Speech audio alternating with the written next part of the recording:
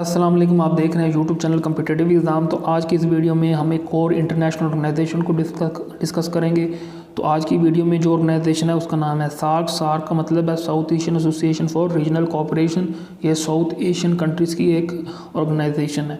तो सार्क के अंदर टोटल 8 मेंबर कंट्रीज़ हैं, 7 फाउंडिंग है इसके, और एक अफगानिस्तान जो है वो बाद में बना था। यानी नेपाल, बांग्लादेश, इंडिया, पाकिस्तान, श्रीलंका, मालदीव, भूटान ये फाउंडिंग है। अफगानिस्तान बाद में यानी 2007 में इसका मेंबर बना था। तो वीडियो के एंड पे हम इंपॉर्टेंट MCQs भी डिस्कस करेंगे। पहले इसकी कुछ इंपॉर्टेंट चीज़ें देख लेते हैं। सार्क का आइडिया किसने दिया था? तो ये बांग्लादेश के प्रेसिडेंट थे ज़ियाउर रहमान। 1980 में उन्होंने सार्क का आइडिया दिया था कि साउथ एशियन कंट्री की अपनी ऑर्गेनाइजेशन होनी चाहिए। तो फिर ऑफिशियली 8 दिसंबर 1985 को ढाका में सार्क की बुनियाद रखी गई। सार्क का हेडक्वार्टर काठमांडू नेपाल में है। टोटल 8 मेंबर कंट्रीज़ हैं। तो सार्क कंट्री के दरमियान एक इंपॉर्टेंट एग्रीमेंट हुआ था ट्रेड के वाले से, जिसे साफ्टा कहते हैं। ये सारे चीज़ें प्रीवियस पेपर्स में आई हुए हैं। तो 2006 में ये एग्रीमेंट हुआ था, यानी south Asian free trade area.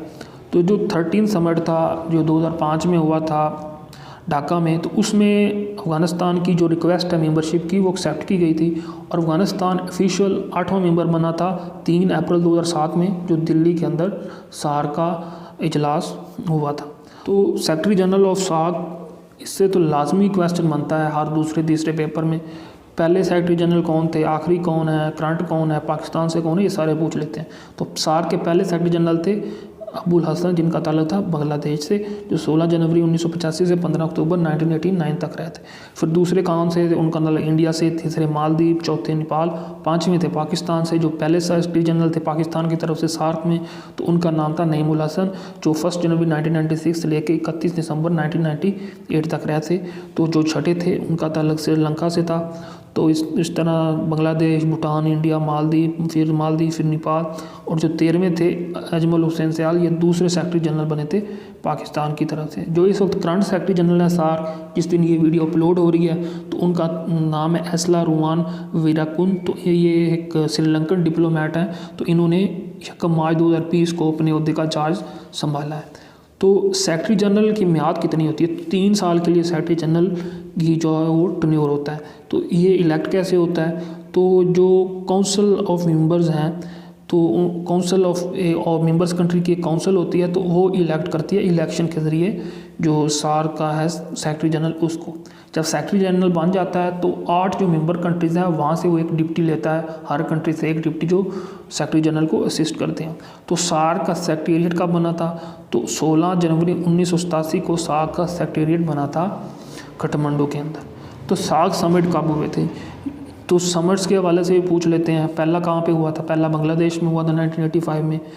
तो पाकिस्तान में कौन सा हुआ? तो चौथा पाकिस्तान में हुआ था 1988 में, जो इस्लामाबाद में हुआ था। इस तरह दूसरे समिट्स दूसरे कंट्रीज़ में हुए थे। फिर पाकिस्तान में 12th हुआ था 2004 में। तो ये पूछ लेते हैं पहला कब हुआ था, दूसरा कब हुआ, डेट भी पूछ लेते हैं। तो इस तरह बाकी दूसरी कंट्रीज़ में होते हैं, आप वीडियो पॉज करके देख सकते हैं। तो जो लास्ट समिट था 19 वो होना था 2016 में पाकिस्तान में, लेकिन उरी अटैक्स हुए इंडिया में, जिसकी वजह से इंडिया की अपोजिशन की वजह से ये पोस्टपोन्ड हो गया और अभी तक नहीं हुआ। तो जो सार्क जो का जो समिट्स होता है तो वो तकरीबन 1.5 साल बाद होना होता है। तो सम टाइम 2 साल बाद भी होता है, सम टाइम 1.5 साल बाद हो जाता है। कोई ये हार्ड एंड फास्ट इस पे अमल नहीं करते, लेकिन ऑफिशियली जो इसका तरीक़ाकार है उसमें 1.5 साल बाद सार्क का समिट होना होता है। तो अब जो समिट होना है 2021 में वो पाकिस्तान में होना है, क्योंकि लास्ट पाकिस्तान में होना था वो पोस्टपोन्ड हो गया था। तो अब कुछ MCQs देख लेते हैं। Apart from India, Pakistan and Bangladesh, who are the other members of SAARC? तो नेपाल, भूटान, मालदीव, श्रीलंका और अफगानिस्तान दूसरे सार्क के मेंबर्स हैं, और टोटल 8 मेंबर हैं। सार्क कब बनी थी? 8 दिसंबर 1985 को बनी थी ये ऑर्गेनाइजेशन सार्क। तो अगर आप चैनल पे पहली दफ़ा आए तो चैनल को सब्सक्राइब करना मत भूलिएगा। इंशाल्लाह इन फ्यूचर आपको इस तरह और वीडियोस और PPSC के पेपर्स मिलते रहेंगे। Which SAARC summit was held in Islamabad? तो 12th सार्क समिट हुई थी इस्लामाबाद में 2004 में। तो पहला सार्क समिट कब हुआ था? ये ढाका में हुआ था। तो सार्क का हेडक्वार्टर कहाँ है? ये काठमांडू नेपाल के अंदर है। तो ऑब्जर्वर स्टेटस किन के पास है सार्क ऑर्गेनाइजेशन में? तो जापान और चाइना के पास ऑब्जर्वर स्टेटस है। तो सार्क में जो सी लफ्ज़ है, वर्ड है, इसका क्या मतलब है? इसका मतलब है कोऑपरेशन। तो जो साप्टा था ये 2006 में एक ट्रेड एग्रीमेंट हुआ था 8 कंट्रीज़ के दरमियान। तो ये सार्क नेशन के दरमियान ये एग्रीमेंट हुआ था। पहले सेक्रेटरी जनरल ऑफ सार्क है, उनका क्या नाम है, अबुल हसन उनका नाम है, इनका ताल्लुक था बांग्लादेश से। तो 2010 से 20 तक जो 10 साल थे इनको सार्क ने क्या नाम दिया था, इंट्रा रीजनल कनेक्टिविटी का इसको नाम दिया गया था। सार्क लॉ कमीशन कब बना था, तो 1991 में बना था सार्क लॉ कमीशन। तो जो 19 समिट था वो पाकिस्तान में होना था 15 से 16 नवंबर के दरमियान, जो उरी अटैक की वजह से पोस्टपोन हो गया था। तो अब 19 जो समिट हैं ये जो पाकिस्तान में होना था वो उरी अटैक्स की वजह से नहीं हो पाया था। तो अब 2021 में ये समिट पाकिस्तान में होना है। तो सार्क के कितने टोटल कंट्रीज़ हैं, 8 हैं, 7 फाउंडिंग थे, 8वां था अफगानिस्तान जिसको अप्रैल 2007 में शामिल किया गया था। तो सबसे ज़्यादा फाइनेंसिंग सार्क को कौन करता है, तो श्रीलंका सबसे ज़्यादा फाइनेंसिंग करता है।